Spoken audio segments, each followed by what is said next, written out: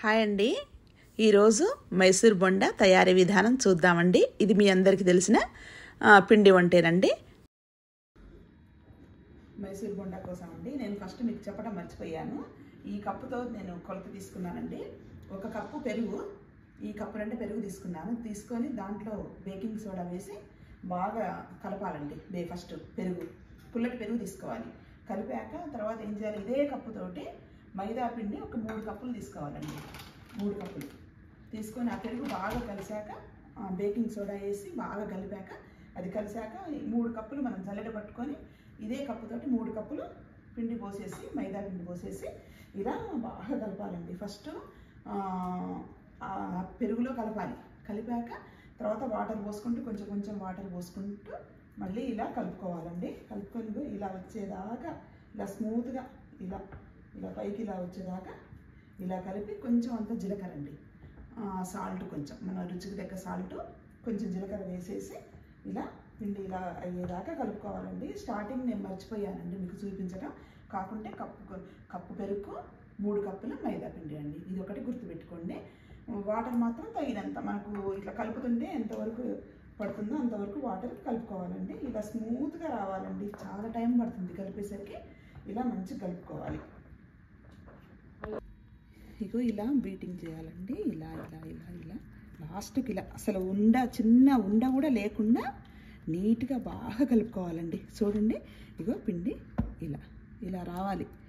చాలా టైం పడుతుందండి పిండి అంతా ఇలా చేసేసరికి కలిపేసరికి. చూడండి, ఇలా వచ్చినప్పుడు ఒక్క చిన్న రవ్వ ఉండ కూడా లేకుండా ఇలా కలుపుకోవాలండి.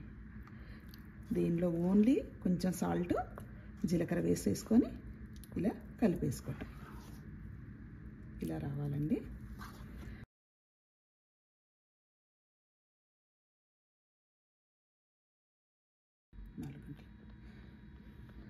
ఇలా కలిపాక ఒక 4 అవర్స్ నానబెట్టాలండి. మూత పెట్టేసి దీన్ని ముట్టుకోకుండా మంచిగా బాగా నానుతుందండి. ఇది బాగా నానాక అప్పుడు మనం ఈవినింగ్ చేసే విధానం చూపిస్తానండి. ఇప్పుడు ఇలా నానబెడుతున్నాను. మళ్ళీ కొంచెం ఎండు కొబ్బరి అండి, కొంచెం అంతా 1 స్పూన్ అంతా మంచిగా తురిమి పెట్టుకున్న ఎండు కొబ్బరి అండి. ఇగో ఇలా సన్నగా తురిమి వేయాలండి. 1 స్పూన్ అంతా చాలు. తర్వాత 1 లేక 2 పచ్చిమిర్చీలండి. పెద్దదైతేనే 1, చిన్నవైతే 2 సన్నగా తరిగి ఇగో ఇన్ని ఇలా ఉండాలండి పచ్చిమిర్చి. తర్వాత చిన్న అల్లం ముక్క అండి, సన్నగా తరిగి పెట్టుకున్న అల్లం ముక్క వేసేయాలి. తర్వాత ఉల్లిపాయలు సన్నగా తరిగి పెట్టుకున్నానండి. 1 గడ్డ తరిగాను, చూడండి చాలు, అది వేయాలంతే. వేసి ఆయిల్ పెట్టి ఆయిల్ కాగిందేమో చూడాలండి. కాగిందని చూడటానికి కొంచెం అంత వేసి చూస్తే ఆయిల్ బాగా కాగాలండి. ఫస్ట్ బాగా మసలాక మంచిగా కాగాక ఆయిల్ తర్వాత ఇంకా వేసిన తర్వాత ఏం చేయాలి, మీడియంలో పెట్టుకోవాలి. మీడియంలో పెట్టుకొని కాల్చాలి. ఇప్పుడు ఆయిల్ మంచిగా కాలిందండి. ఇగో ఇలా సైడ్ నుంచి తీసుకోవాలండి, మధ్య నుంచి తీసుకోకూడదు. సైడ్ నుంచి కొంచెం ఇలా తీసుకొని రౌండ్గా అనుకుంటూ చెయ్యి తడి చేసుకుంటూ ఇలా వేయాలండి. ఇలా వేసేసుకోవాలి. ఒక్కొక్కటి సైడ్ నుంచి తీసుకుంటూ వేయాలండి. అన్నీ వేసి అలా వేయాలండి. మార్నింగ్ నేను సాల్ట్ జీలకర్ర వేసి కలిపి పెట్టాను కదా. ఇప్పుడు ఓన్లీ ఉల్లిపాయలు, 1 ఉల్లిపాయ, 2 పచ్చిమిరపకాయలు, 1 చిన్న అల్లం ముక్క, కొంచెం కొబ్బరి 3 వేసి కలిపి ఇలా వేస్తున్నానండి. మళ్ళీ 2వ వాయి వేస్తున్నానండి. చూడండి, ఇలా వాయికు 4 వేయండి. 3 లేక 4 వేయండి చాలు. కొంచెం బాండ్లీ పెద్దదైతే 5 అయినా వేసుకోవచ్చు.